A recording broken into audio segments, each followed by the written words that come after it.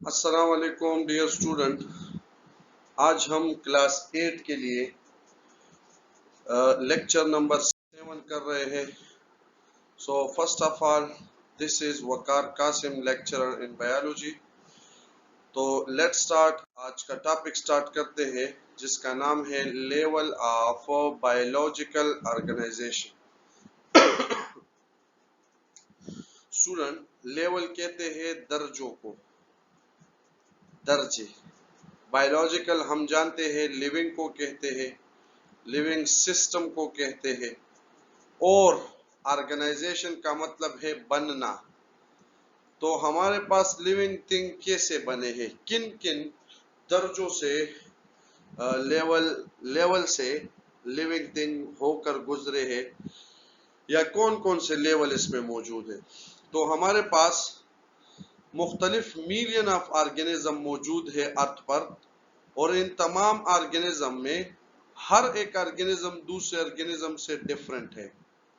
ठीक है, कुछ सिंपलेस्ट ऑर्गेनिज्म है जैसे कि बैक्टीरिया, ठीक है, और कुछ जो है कॉम्प्लेक्स ऑर्गेनिज्म है जैसे कि ह्यूमन हो गए, कैटल्स हो गए, ठीक है, कॉम्प्लेक्स ऑर्गेनिज्म भी पाए जाते हैं।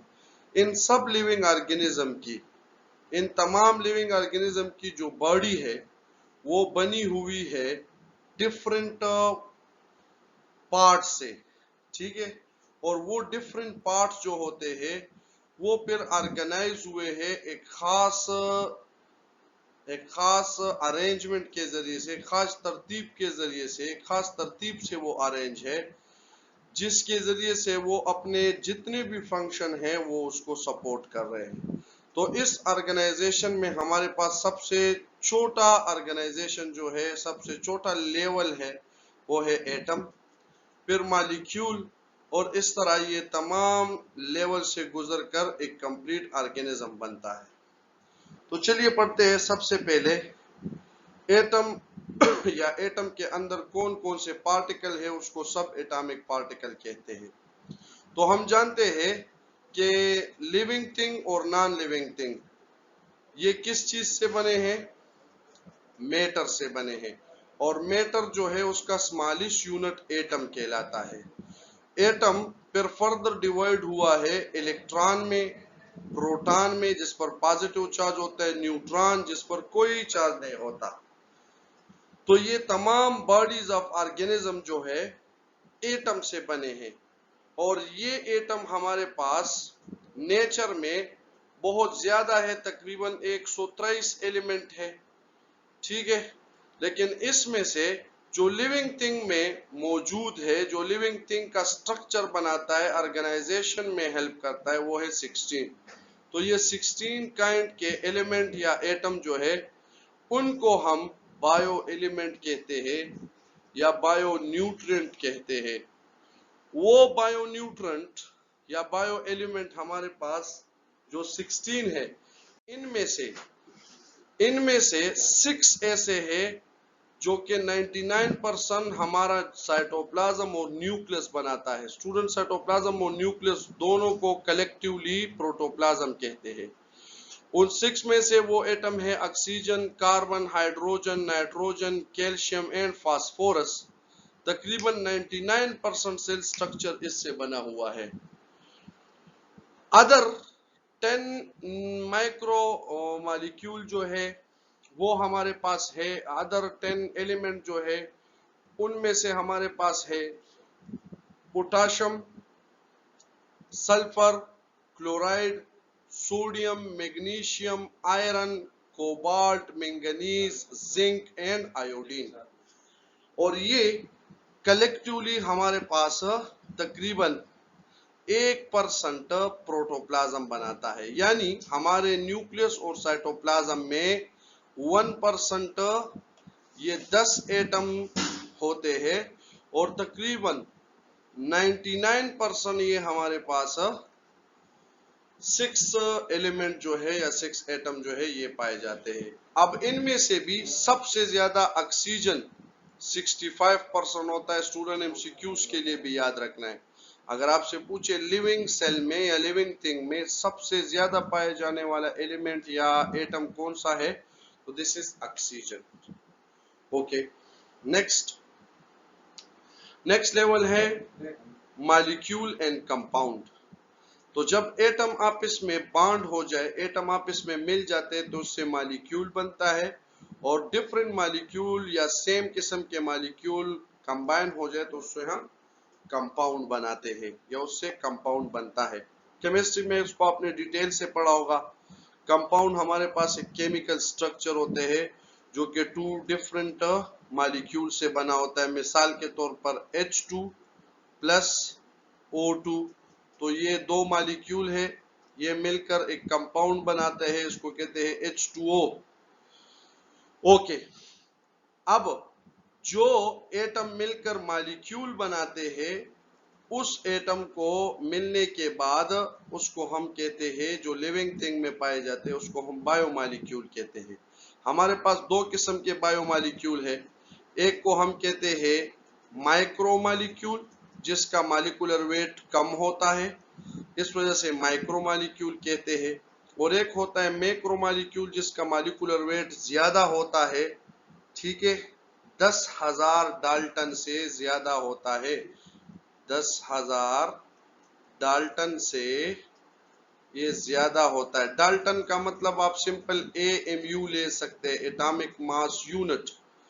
और अगर 10,000 से कम मॉलिक्यूलर वेट हो तो उसको हम माइक्रोमॉलिक्यूल कहते हैं। माइक्रोमॉलिक्यूल हमारे पास वाटर, अमाइनो एसिड, ग्लूकोज, जो सिंपल यूनिट है वो बनाते हैं, जबकि मैक्रोमॉलिक्यूल हमारे पास बड़े बड़े स्ट्रक्चर, बड़े बड़े कंपाउंड बनाते हैं, जैसे कि स्टार्च, जैसे कि प्रोटीन, जैसे कि लिपिड्स, ये बनाते हैं। दूसरी बात, माइक्रोमॉलिक्यूल में हमारे पास ज्यादातर इनऑर्गेनिक कंपाउंड होती है, जैसे कि वाटर, मिनरल्स, जबकि मैक्रोमॉलिक्यूल में ज्यादातर हमारे पास ऑर्गेनिक कंपाउंड होती है।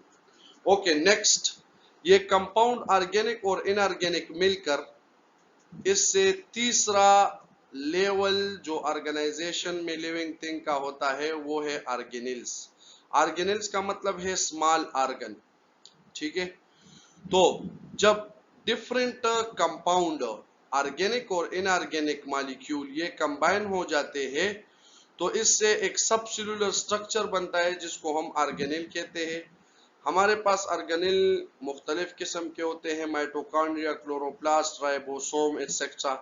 और हर ऑर्गेनिल का सेल के अंदर एक खास फंक्शन होता है, जैसे कि माइटोकॉन्ड्रिया जो है वो एनर्जी प्रोवाइड करता है, राइबोसोम जो है वो प्रोटीन सिंथेसिस करता है।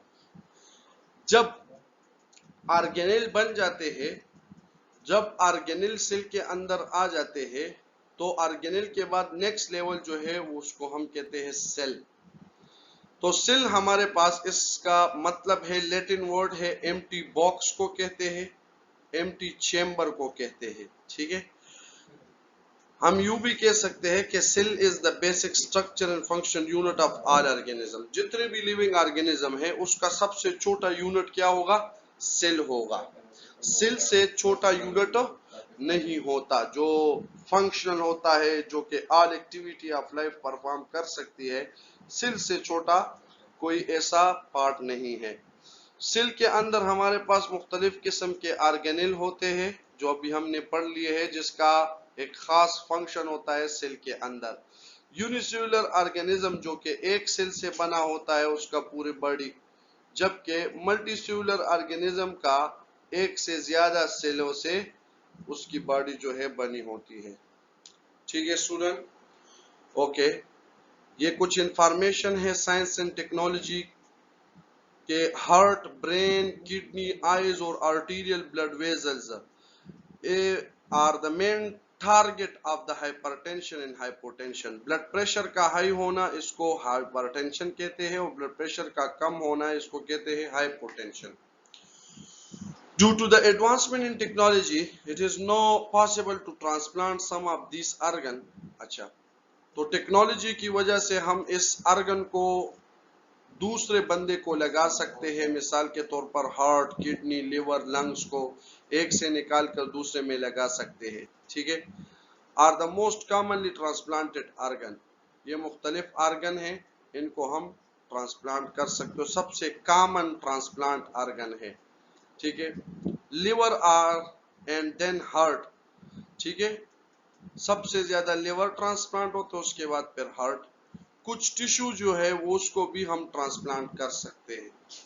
ओके, आगे चलते हैं। नेक्स्ट लेवल है टिश्यू। जब मल्टीसेलुलर ऑर्गेनिज्म में सेल एक जैसे हो या डिफरेंट सेल हो, जब वो ग्रुप टुगेदर हो जाए और एक खास फंक्शन परफॉर्म करे, इसको हम टिश्यू कहते हैं, ठीक है। मिसाल के तौर पर प्लांट में मेसोफिल टिश्यू है जो कि फोटोसिंथेसिस परफॉर्म करती है। इस तरह एनिमल में ग्लैंडुलर टिश्यू है जिसमें खास सेल होते हैं जो कि हार्मोन को सिक्रीट करती है। नेक्स्ट लेवल है ऑर्गन। स्टूडेंट, टिश्यू मिलकर ऑर्गन बनाते हैं।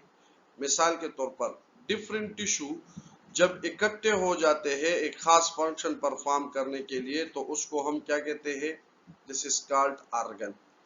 मिसाल के तौर पर हमारे पास स्टमक एक ऑर्गन है, तो इसमें दो किस्म के बहुत सारे टिश्यू हैं। मेजर टिश्यू ये 4 टिश्यू से बना होता है, लेकिन बुक में यहाँ 2 दिए हैं।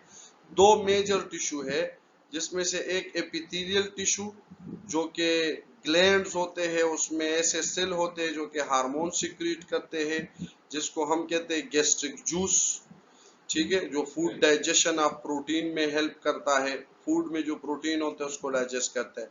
इसके अलावा एक दूसरी टिश्यू होती है मस्कुलर टिश्यू, जो कि कंट्रैक्ट और रिलैक्स होती है। जब आप लोग खुराक खाते हो, ज्यादा खाने की वजह से वो स्टमक जो है वो एक्सपेंड हो जाता है, जिसकी वजह से हम बहुत सारा खुराक खा सकते हैं।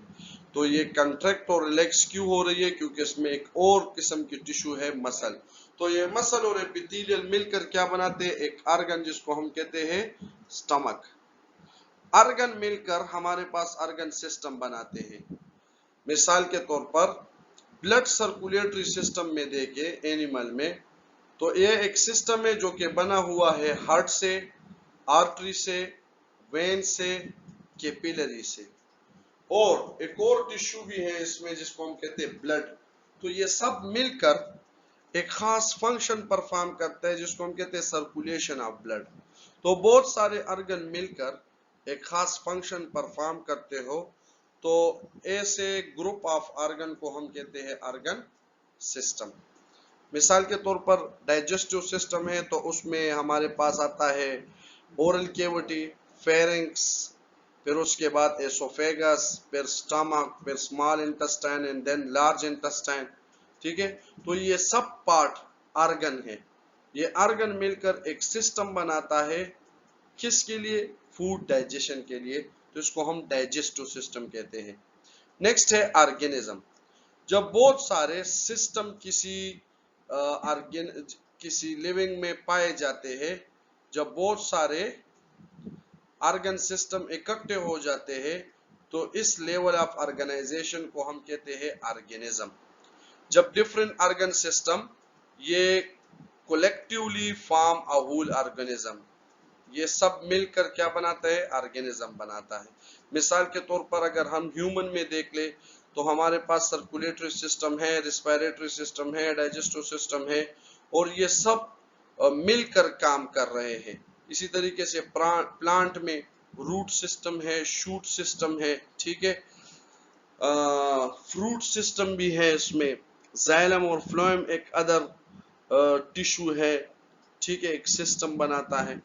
तो ये सब मिलकर xylem, phloem tissue, root, shoot, इस तरीके से फ्रूट, फ्लावर, ये सब मिलकर क्या बनाता है? ऑर्गेनिज्म बनाता है। स्टूडेंट, एक बेसिक डिफिनेशन ऑर्गेनिज्म की बताता हूं आप लोगों को। इंडिविजुअल ऑफ स्पीशी को हम कहते हैं, वेरी वेरी इंपॉर्टेंट, इंडिविजुअल